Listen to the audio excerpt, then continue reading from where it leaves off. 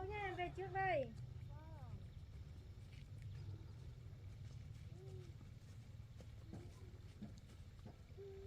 Đi về nha, đi về đi chợ nha.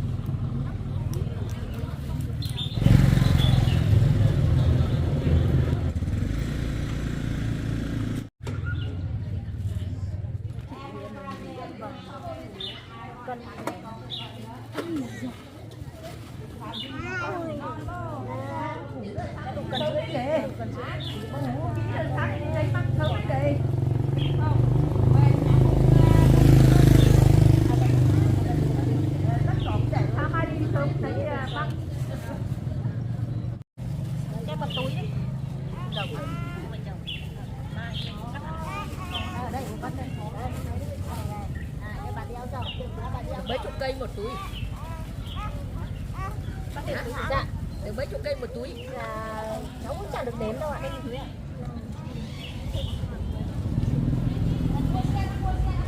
Lấy 5.000 nấu canh nữa. Tôi trồng hết đấy ạ. Đây, đây vẫn còn trồng một nắm nữa đây.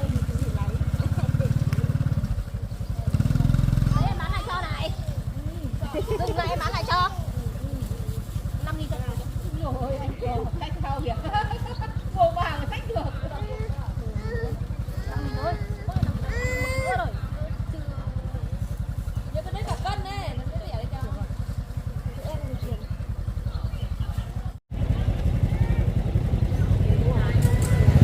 Đấy, có khách cho bà Tú chứ. Ai? Ông ơi. Ôi, mày bán hàng, mày bán hàng. Dạ.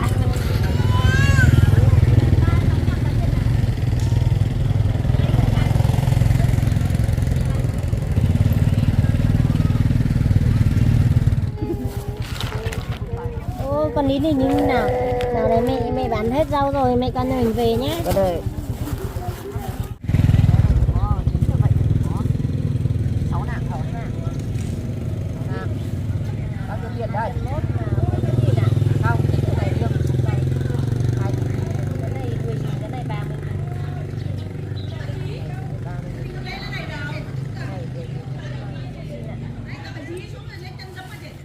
Cảm ơn nha, mua hết rau nhá. Vâng, cháu cảm ơn bà. Đấy, không bỏ cái túi. Ở đâu nào đi.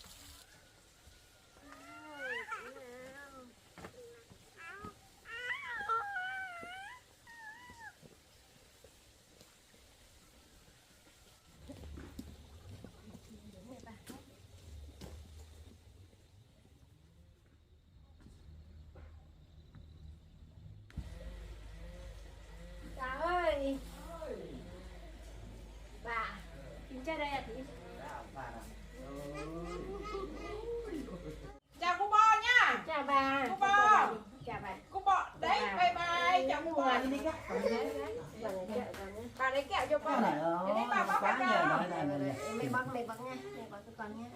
Muốn đi đâu rồi mẹ? Con nằm nhà đã tạo ổn rồi, con xuống xin bố mẹ ít đồ này, con lên trên nhà nấu nướng.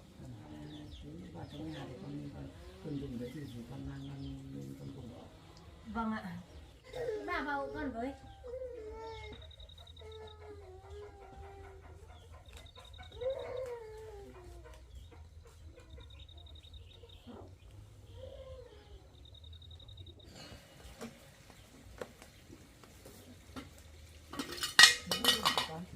Mẹ ơi, thế này thì đủ rồi ạ. Mai có gì thiếu thì con xuống xin sau ạ. Mẹ hộ con với, tím hộ con với.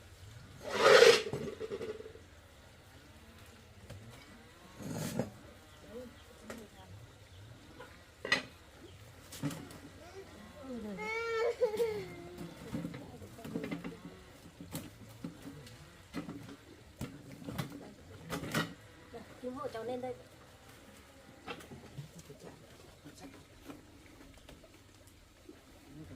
Tím vào đây chơi với mẹ cháu nhé. Cháu đi về trước đấy. Đi về nhá. Bye bye bò nhá. Bye bye bà nhé. Bye bye bò nhá.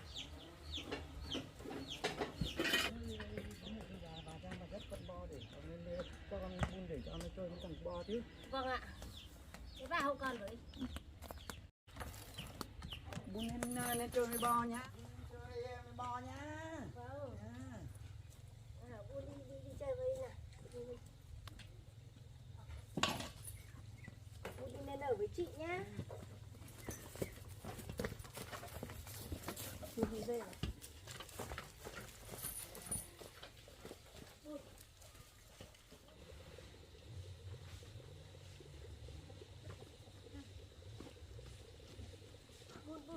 Buôn, đi đằng này. Buôn, yêu này.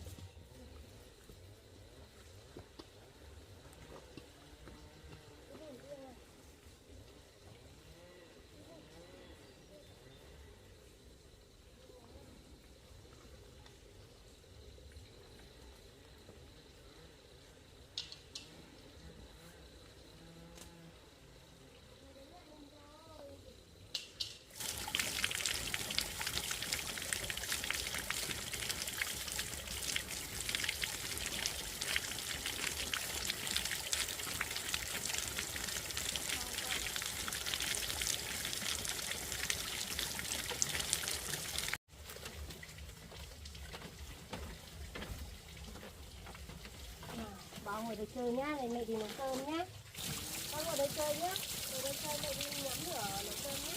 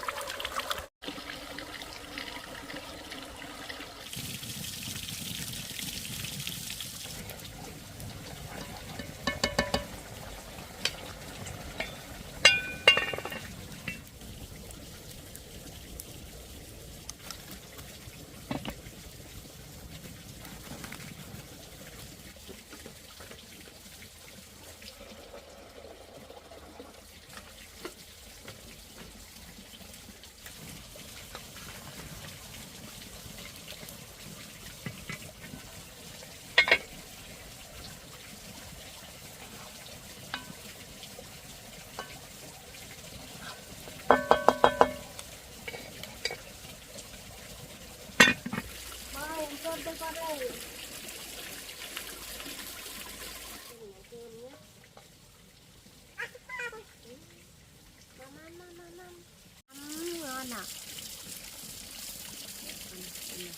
นั่นน่ะมัมโอ้ยก็จะbunan di kita bunan deh mek bunannya ya tidak ada kebunan aninya bunannya jadi con hỏi cái ăn năng nhanh